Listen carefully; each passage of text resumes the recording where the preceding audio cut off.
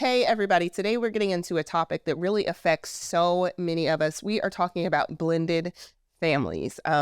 You might be blended. You might know somebody that's blended. You might be from a blended family, but there's a lot of things that we really need to discuss in this. So make sure that you tell your friends, hey, come on over, check this out. We want you to comment. We want you to subscribe. We want you to listen, and we want you to join in this conversation because we want to talk about it. So we're going to jump in to talking about blended families, why they may not like you.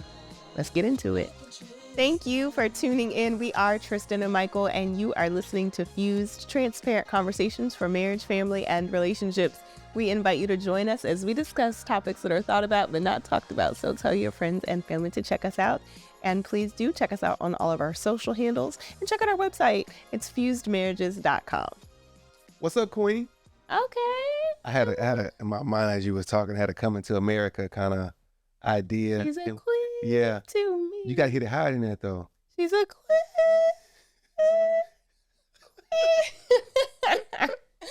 It was close. That's pretty good. But yeah, I love that. That's a good movie. Yeah. It'll make them like that. That's my mom's favorite movie. Is it? Your mom got good taste. My mom's awesome. Got good taste. Yeah, I like her. I would say some more about that, but I'll leave it alone, though. Okay. It's a good thing, but no, I'm not gonna go. Leave it. Yeah, I don't know. You just talking about my mom. No, that's a good thing. It's a you good know thing. what's funny? I don't know if y'all's parents did this, but my mom was the first one to teach me Yo Mama jokes. Do you remember Yo Mama jokes? Oh, yeah. Yeah, do y'all? My mama didn't teach me those, but yeah, I know. Oh no, my mom said you need to have something to say. If somebody comes at you with a Yo Mama joke, you better have a comeback. She said, don't let anybody be talking about me. Okay. So, yeah. What? So I know like all the Yo Mama jokes. Wow. Yeah. Thank you, Mom. So anyway. What we got? So we are jumping into our conversation today. And this is one that really does hit home for us because we are going to be talking about blended families. So if you are a blended family, and we'll get into what the definition of that is, or somebody that you know, tell them to log into this because for a lot of us that are blended, these can be completely different conversations from somebody that might be either in or from what would be considered kind of this standard, well, it's not even standard anymore, but the kind of the standard normal, quote unquote, family unit. So if that's you, or if you're a product of one where your parents might not have been together or married or might have separated or somebody passed away, which is a whole nother conversation that we don't talk enough about when we're talking about blending. But tell them to come on in the room, come on, check us out. Let's have this conversation together. So blended families, let's get into it. No, blended family, I think you hit it right. I think it is the norm now. Yeah. I think I was looking at some data probably several weeks back, months back now, but it's from the 2020 census, and it was saying, I think it's like 53%. Yeah, it's more than half. Are blended families now. Yeah. So that's a lot. Yeah. That's a lot. I don't think, it doesn't get enough attention, in our opinion. We're a blended family. We got some dynamics that are just different from your normal traditional family. Yeah. Not bad different, but different. If you're not aware of that difference or kind of what to expect, it can catch you, it can catch you off guard and throw you into something. Yeah, because chances are, just statistically, you're either a blended family, a product of a blended family, or somebody that you know is in some sort of blended family relationship. So being sensitive to what that is and knowing, and then how you communicate, how you connect, is just it's a whole different world. As a matter of fact, we really started this because as a blended family, there was such a lack of conversation and resources. Like, where do we go? Who do we talk to? Everybody else seemed to kind of have different dynamics than we did. Like, they were talking about a whole different set of issues. Like, our issues were really dramatic and to us, and theirs were like, okay, that's something you can work through. We don't even know where to start. And that's why we really started this community. And then we started to find, man, it's not just blended families, it's marriages, it's concepts, it's understanding, it's constructs. So I love that we get the opportunity to talk about something that is so not just our experience, but is so a part of the tapestry of our community. So as we are getting into this, I think some of the things that we're going to be discussing is really kind of advice and understanding and maybe talking about some challenges. So first, jump into what exactly is a blended family, because there are some people that have heard the term and don't really know exactly what it means. So I guess great question. I think from clarification standpoint, we had people in our family that didn't know. Like, we ain't gonna call no names, but we said, hey, yeah, we're a blended family. And they were really, really, really, really, really close family. And they were like, what? They didn't know what they had. They haven't heard of the term. Right. Just so we got to go. We can't assume everybody knows the definition. Right. So from a previous relationship, I have two kids. We have kids in almost every single We do. spectrum, right? We have an adult Grown. daughter, right? We have a teenage daughter, and we have preschoolers. Yeah. And elementary school, not preschool. Yeah, there was a time when we had a newborn, a toddler, a teen, and a young adult. And we were like, we are paying for college and diapers at the same time. Yep. That's always fun. College and diapers. That was interesting. That was. Good time. Made it work, though. Look, we made it do what it do, like you say. But anyway, so that's the premise for us. Right. So oftentimes it could be two people bringing other kids into it. A lot of times it's just one parent or one spouse bringing a kid into it. I think those, in my opinion, are the most dynamic when a person that doesn't have a kid at all and then brought into this, like, oh my goodness, here's some teenager I got to deal with like today. Yeah. That's challenging. But it could be challenging too, right? If both people are bringing kids into the relationship as well. Yeah. So when we're talking about blending, we can be talking, like Michael referenced, it can be one person bringing a child or more into a unit where the other person had no children, or where both partners are bringing in children. And these can be for different circumstances. And then it can be for like a caregiver that is taking care of a child coming in. There's conversations, even the concept of how adoption fits into this, how divorce, how, maybe the parents were never married and they had a child and now they're with somebody new and they're bringing that child into their relationship, or if somebody is widowed. So there's all kinds of reasons that you're blended, but really having dialogue about that reason and how it has come to this point is super important, because the person that is widowed has a whole different perspective than the person that was never married. And they might have a different perspective than the person that was divorced. Now, there's some commonality, but you can't ignore the why when you're talking about blending. No, absolutely. You can't ignore the why. And I think, in most cases, the blended family took place because there's a tragedy beforehand, right? And you named some of them off, right? Yeah. Whether it's a divorce, whether it's a widow, whether it's you had a child out of wedlock, all of those, we call them tragedies, and we'll call them tragedies in the aspect something traumatic happened, and a blended family was a result of that, right? You got over that tragedy and able to move past it, but something did happen in order to get to the blended family. So it's something kind of in the back of your mind, as you even, if you have a blended family, you've gone through something, and you got to deal with that something before you get really healed in that blended family. But it's a whole that part. Because if you don't, then you're dealing with it within the family. And there's so many dynamics there, because it's not just, when you're blending, it's not just the two of you. Now it's also considering first the children that are coming into the blend. Secondly, considering the extended family, because they do affect whether they're present or not. That still affects you. So if you're blending and you don't have a, parental support, or the grandparents don't like the person, or they think that you're doing something wrong, like all of those, and then you have aunts and uncles, there are so many layers. So really being secure and making sure that you're in a good emotional, mental, physical, financial, all of those things play a role in how the blend really works. Absolutely. I think you want to, our main discussion for today, hopefully we can get into it, is like why they might not like you, right? And we can put quotes around who the they is.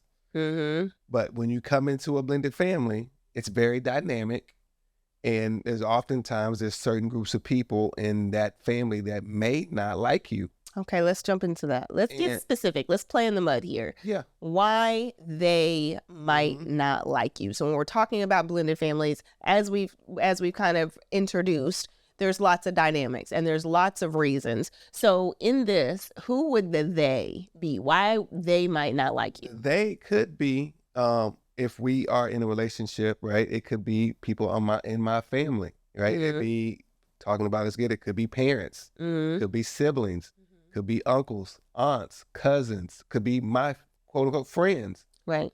You coming into a situation where I have a kid, and some of them are wondering like who is she? Right. So they might not like you, and hopefully we can talk about it. We've experienced. Go ahead.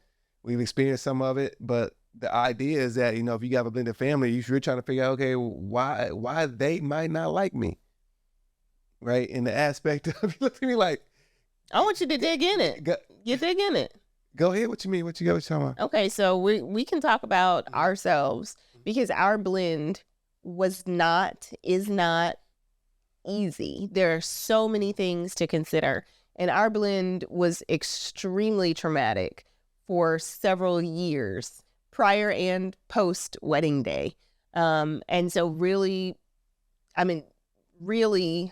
hard. And I've said it before, like when people talk about like, oh no, it's easy, everybody gets along, it's great. I'm just like, what y'all doing? If that's you, let us know how you did that, because I think it goes back to what you said at first. Something tragic happened for you to blend. You either had a kid with somebody thinking you're going to be together forever, and it didn't work out, or you got pregnant and you were surprised, or they were surprised, or, you know, there's just so many possible circumstances. So to come to this point, you want love to be enough, right? And it might be enough for the relationship, for the two of you, but it doesn't necessarily mean that's enough for everybody. So true. No, so true. So true. I think just kind of piggyback on what you're saying. I mean, yeah, we have gone through a lot, and I think other couples have too, right? That are maybe in similar situations or about to get married or married and trying to figure out the ins and out. And I'm trying to, okay, here you go again. Here you go. We gonna make sure I'm gonna get her checked out, y'all. Don't worry about it. She's good. She's good. She's good. But the idea is that, you know, we wanna be able to hopefully dig into, understand what are some of the reasons. Not saying they're justified. Yeah. But to understand, I think it's really the importance of saying, you know what, maybe we can overcome this. Maybe we can figure it out with why certain family members, certain friends in my, you know, spouse's group don't like me. Right. Okay. So one of the reasons is stuck on the ex. You skipped over. Okay, I'm with you on that. So you saying stuck on the ex. So the idea, you jump right in. You say, you know what, we're not going to the 3. That's a real. It's very real. Okay. But we had a gradual kind of path. We're going to get into that. It's okay though.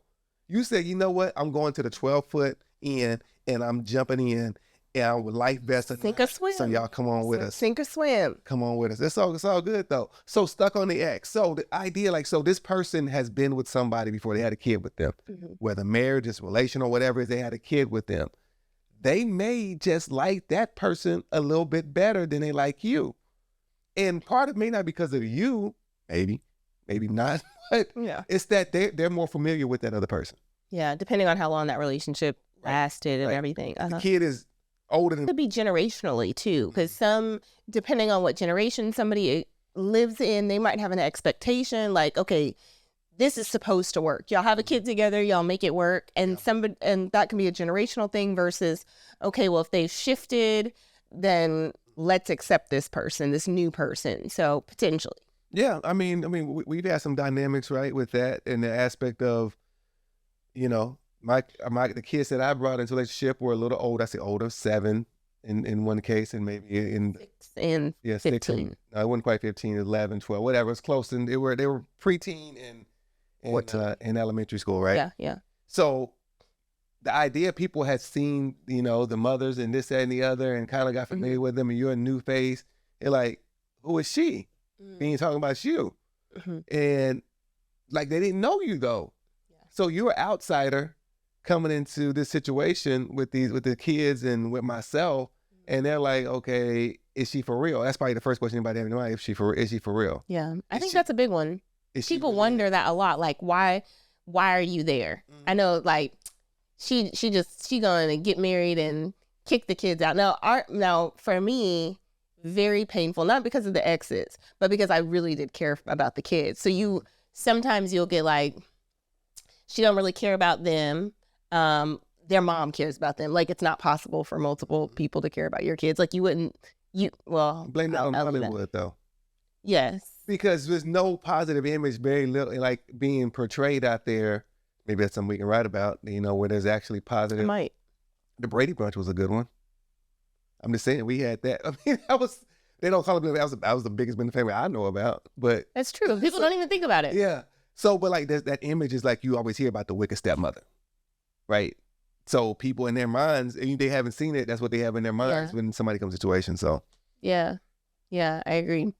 So the thing, but going to the ex, I think that there's this comparison of like, okay, she won't really care about them. Like, you know, of course, like their mom might, or like somebody else might. Like, so there is this, well, she look like this, or she acts like this, not necessarily just me. Like or people might start maximizing the differences and start deciding based on those differences which one they prefer. So like if somebody like, well, you know, she likes this kind of art and I like this kind of art.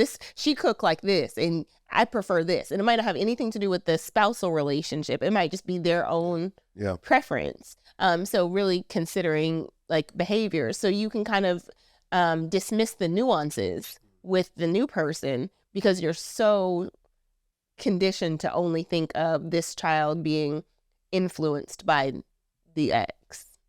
No, absolutely. I mean, because the idea that the ex, like a lot of times, it's a sensitive situation first and foremost, right? Because absolutely, you have a parent. We don't call them step parents in our house. We go and a bonus parent, right? We don't even use step. It's like something we just made that decision early on. We just say you got an extra mom, an extra dad. You got a bonus. You got extra love, right? It's not like a step anything. I think the psychology of that kind of maybe helps to kind of heal situation when you approach it that way. Even the kids, they never have called each other stepsisters, ever. Never have. Never promote that. But it's a sensitive situation where you got another adult trying to come into and love a kid as best as they can, right? And you have a parent, a biological parent, trying to question, or at least in their minds, like, are they gonna love my kid in the right way? And I get that. Valid. Yeah, I get that. And I think it's important to acknowledge what their concern would be.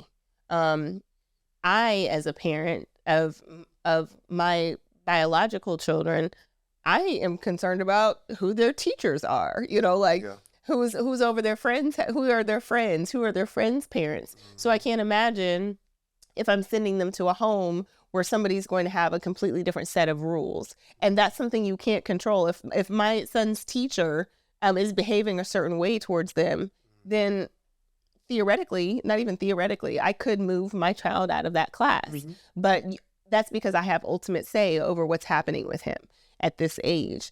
Now, in the context of this blending, you don't have ultimate say. I think that's something that we had to identify really early, is that we cannot control somebody else's house. So when our middle daughter's going between homes, we can't determine what she's experiencing at her other house, even if we don't agree with it. I don't know. I don't want to tell too many. Well, I'll tell a really short. I don't, you know, like, this is not to be condemning. This is not to be like put down, but the experiences are totally different. I remember there was an argument one time about, I was teaching our middle daughter how to do laundry. Do you remember this? Oh, yeah. Yeah. Some stuff you don't forget. Yeah. I was teaching her how to do laundry and teaching her like how to put it. And it became this huge thing. And I never would have thought that would be a problem to teach a teenager how to do laundry. But at the time, she was I don't know how old she was, probably like 12, something like that, somewhere around there, between 10 and 12. And you have to like be conscious that this could be a challenge. And that's also why we really encourage, between you and your spouse, having conversations about what will be acceptable. We actually are doing some work for blended families. I'm doing some writing for some resources, because there are some conversations you might not need to have, but there are some things that you might need to consider before it becomes a big deal. When are you going to introduce certain things to your child? How much do you interact with that other parent so that you're not having contention? Is there that level of communication between the two homes? Or is it, does it become bickering and arguing? So this could go down a rabbit hole, but just making sure that between the two of you, there's understanding. I think that's really the ultimate, between you and your spouse, that you have a system that works for you. And then you try to reach out if you can, and have at the very basic level of conversation minimally. Yeah. Just the idea, like I said, we're talking about a lot of different things. Yeah. Just regard to the ex, I mean, just the idea, like some people may not, they may not be comfortable with you initially. Yeah. They may have a system that works for them and how that other parent works, and you're coming in as a bonus parent, and it's just very different, and it's different. So the adjustment period for some of the family members, some of the friends, it takes some time. Some of them will come on board, some of them may not. But initially they may have a preference for that bonus parent, right? So go to the next one. Yeah, I mean, so the next one, I mean, it kind of ties into it, right? It's like, you know, the idea that some people may not give you a chance either, right? They see you, they ain't heard you say nothing, they ain't heard you talk about anything, they ain't heard you do anything. They like, you know, I just don't like them. I don't like them at all. Right. And to me, that's just not giving a person a chance. Looking at them, coming in with perceived ideas about what they are, what they're going to be about, maybe how they look, maybe have you heard them, you heard some stuff about them, hearsay, but you haven't had a conversation with them and asked them about it. And then a lot of times, you know what, some people won't give you a chance, but I think that happens in real life too, right? So why wouldn't we not think that would happen in a blended family? When you're coming into very dynamic situation, you're in their minds, you're an outsider. They may have grandbabies and running around and used to having somebody drop them off, the same person drop them off. Now you come into talking about, hey, no, like, whoa. That change is difficult for a lot of people. Like saying, who are you? Yeah, who are you? Very, very difficult. Who are you? And you may get that. People may get that, may probably have gotten that. And you just trying to be a loving, kind, sincere, new parent to these kids. And it's challenging. Some kids, you know, they bad as all get out. You like, I'm trying to be nice to your bad kids. And like, I mean, and I'm over here getting flack for trying to be nice to your bad grandbabies and nieces and aunt, whatever. And we trying to figure this out. Okay, I'm maybe going off on a tangent, but that's probably somebody's real story. Yeah. You know, that's really, really, really happening out there. And people get frustrated with it. And it makes then the relationship between the two, the husband and wife that just got married and got to be in the family, difficult. Because we're talking about blending for like young people. They're also blending for grown adult children. Yeah. Oh, that's what. Yeah. You're right. What you got? Oh, I thought you were going to speak on. Oh no. I guess the idea. Yes, I mean, because in some cases, but I think that's even just as challenging when you have adults. I think if blending, it can happen. We're talking about babies, right? Mm-hmm. So babies, whether it's toddlers, preteens, teenagers. But a lot of times, you know, there's a lot of people getting married in their 40s and 50s with grown kids. Yeah, they could be widowed or anything and trying to blend. Because some adults can act like children. Oh, some adults do act like children in a lot of cases, particularly, but we call it children, but really they're being protective. I think a lot of kids are protective of their parents, mom or dad, whoever's trying to get married at any age, and being protective and like giving you kind of like, you know, the side eye, like, who are you? Because they're just being protective. A lot of times that breaks down, but it's hard to get through that other side if you can't imagine that being something different. Yeah. Yeah. I also want to talk about the idea of what is right. So when you come from different dynamics and different backgrounds, your perspective on what is right and what is wrong is like you already have a challenge coming together as a couple. And then when you have influences saying, this is what we do and this is the right way to do it, or this is the wrong way to do it, and how that affects the blend. Talk a little bit about that. Yeah, I mean, so, the whole idea of right and wrong in a family atmosphere, you know, hey, you know what, on Saturdays we do this, and you like, you come and do that. We know on Saturdays, I want to clean up. On Saturday, we watch cartoons. And that may be a challenge in coming in and trying to shift that. It takes time, like, to shift that thing. I think that's one thing we probably would do different. It's like trying to gradually shift something versus saying, you know, here's the rule. Definitely. We did a counseling session with a couple, and we were trying to coach them through. And, you know, I'm not gonna say if it's a male or female saying it, but like, cause like they might figure it out if I'm talking about them or not. But it's the idea of that, you know, hey, they want to come in the family and like, hey, here's gonna be the rules. Yeah. Here's what we're gonna do. We're trying to like, well, hey, you know what, just be careful. Because we made that mistake. Yeah. we made that mistake, as you all have heard us talk about in this show before. I'm more ordered, and I have like goals and organization and structure, and Michael's a little bit looser. It's not that he doesn't have those things, but it's not as specific. So that's something I didn't know that had always been me. And like I said, we didn't have people to talk us through. So I'm thinking we're on the same page. Michael loves me. He knows me. I've been around the kids all this time. There was nothing that, it wasn't like we got married and I decided to be this other person. This is something that they observed for quite some time before we got married.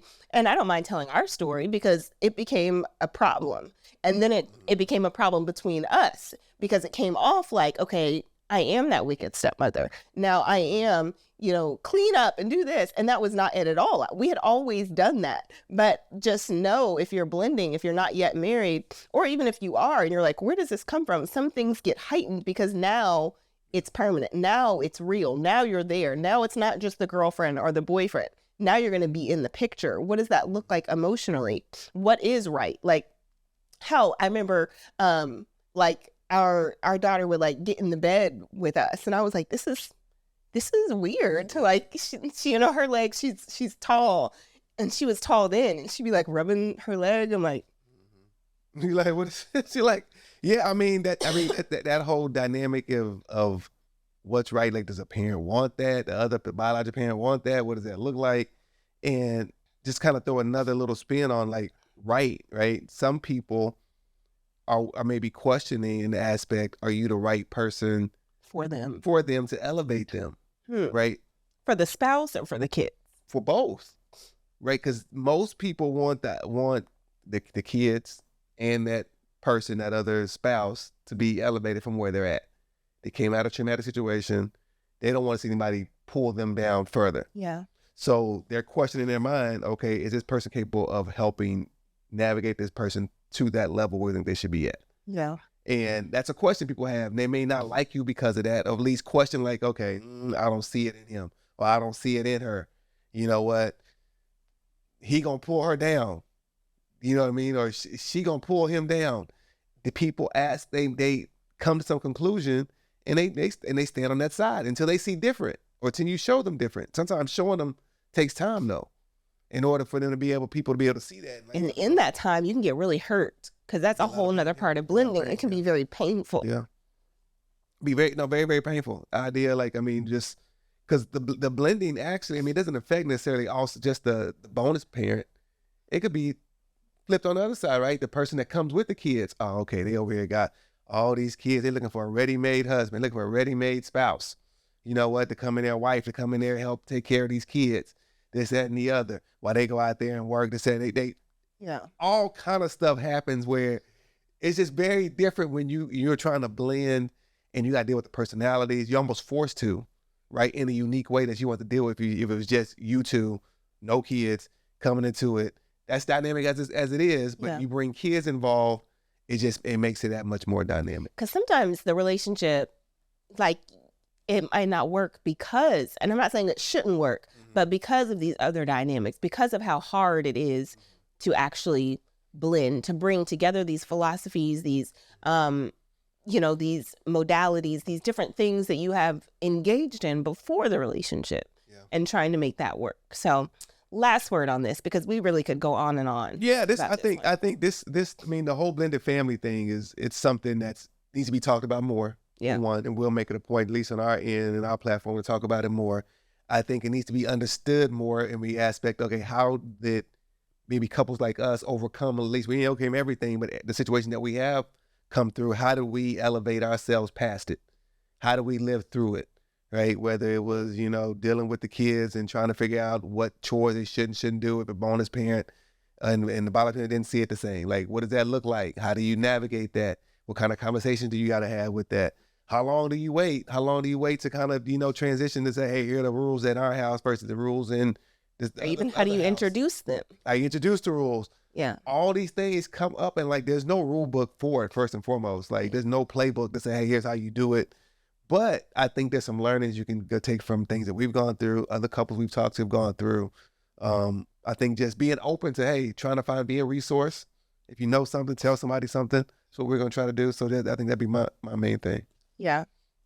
Well, thank you. This might need a part 2 or something. Yeah, part 2. Something. 3, 4, 5. All of that. All of that. Well, thank you all for joining us today. We appreciate your insights, and make sure you check out our website for more content and resources, fusemarriages.com. Let's talk about it.